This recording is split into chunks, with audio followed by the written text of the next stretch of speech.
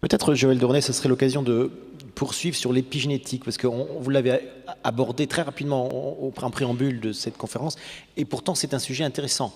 Qu'est-ce que c'est? Alors c'est plus qu'intéressant. L'épigénétique, je vais vous expliquer ce que c'est la grande révolution de la biologie de ces 5 dernières années, pas 10, 20, 30, 5 dernières années. Il y aura une floraison de prix Nobel sur ce sujet. Vous connaissez tous la génétique, c'est l'ADN, le programme du vivant.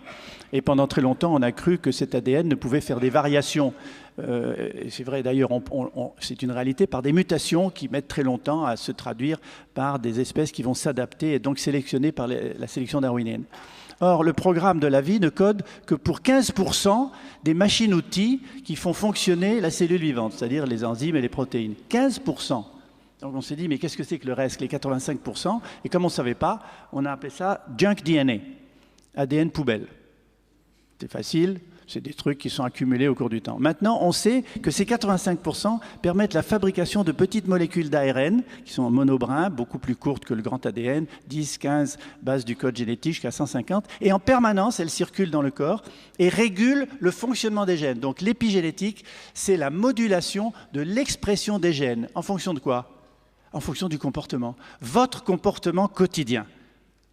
Ce que vous mangez, si vous faites de l'exercice ou pas, si vous avez managé ou non votre stress, si vous avez du plaisir dans ce que vous faites, et si vous avez un réseau social et familial qui marche bien, ces 5 éléments, combinés entre eux, vont conduire à la production dans votre corps de petites molécules qui vont s'accrocher à des enzymes, lesquelles vont rentrer ou être reconnues dans le noyau. Dans le noyau où il y a l'ADN.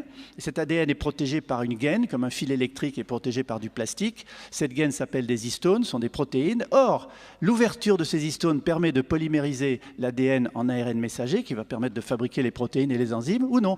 C'est comme un livre de cuisine. Vous avez un livre de cuisine où les pages de chapitres sont collées. Si le chapitre du soufflé au fromage est collé, vous ne pouvez pas faire de soufflé au fromage. Par contre, si le chapitre du poulet casserole est décollé, vous faites du poulet casserole.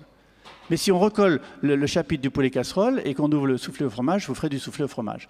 L'ADN, c'est comme ça. Il y a des gènes qui s'expriment, des gènes qui sont silencieux, des gènes qui sont inhibés. Et ça dépend de notre comportement. Donc, je finis là-dessus. Réalisez ce que ça représente pour la médecine préventive. Réalisez ce que ça représente pour vous. Vous pouvez être en partie responsable de votre santé. Oui, vous pouvez faire quelque chose pour vous. Essayez d'être en meilleure santé, c'est possible. Essayez de vieillir moins vite. Et c'est un intérêt non seulement pour vous, et c'est un intérêt social. Et je termine sur un exemple précis de l'épigénétique, ce sont les abeilles. Toutes les larves d'abeilles naissent avec le même patrimoine génétique, exactement le même. Mais si vous donnez de la gelée royale à manger à certaines larves et pas à d'autres, elles deviennent des reines. Vous avez vu la différence entre une larve d'abeille et une reine, ou une abeille ouvrière et une reine. Elle est plus grosse, elle pond des œufs et elle vit plus longtemps. Donc rien que l'alimentation de la gelée royale a méthylé ou acétylé, je ne veux pas rentrer dans les détails chimiques, ces fameuses histones pour permettre aux gènes de s'exprimer ou non. C'est une grande révolution et ça va définir la médecine préventive de demain par rapport à la médecine thérapeutique et au poids de Big Pharma et des médicaments dont on n'est jamais trop sûr que leur interdépendance va causer plus de maladies que celles qu'ils essayent de guérir. Voir ce qui est en train de se produire en ce moment avec des médicaments qui sont retirés du marché régulièrement. Merci.